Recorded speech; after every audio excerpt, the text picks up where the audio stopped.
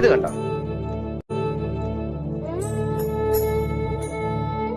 ഇതെവിടുന്ന് കിട്ടി? ഇതാ നാഗവല്ലിയുടെ ചിലങ്ക. അതായത് 150 പരം വർഷങ്ങൾ പഴക്കമുള്ള ചിലങ്ക. എന്നാ തെറ്റി. ഇതാ ചിലങ്കയല്ല. ഇതിന് 5 വർഷത്തെ പഴക്കം പോലുമില്ല. എന്ന് വെച്ചാൽ നാഗവല്ലിയുടെ വിലപിടിപ്പുള്ള ഒറിജിനൽ ചിലങ്ക തെക്കിനിയിൽ നിന്ന് പോയി എന്നർത്ഥം. എവിടെ പോവാൻ? ഇത് തന്നെ ആണെന്ന് തോന്നാം, പക്ഷെ ഒറിജിനൽ അല്ല. ചുമ്മാ ഇരി സനി. പുരാവസ്തു ഗവേഷണം എന്നും പറഞ്ഞ് ഞാനും കുറച്ചു വർഷം ഉറക്കം അടച്ചതാ. ഇത് അത് തന്നെയാ.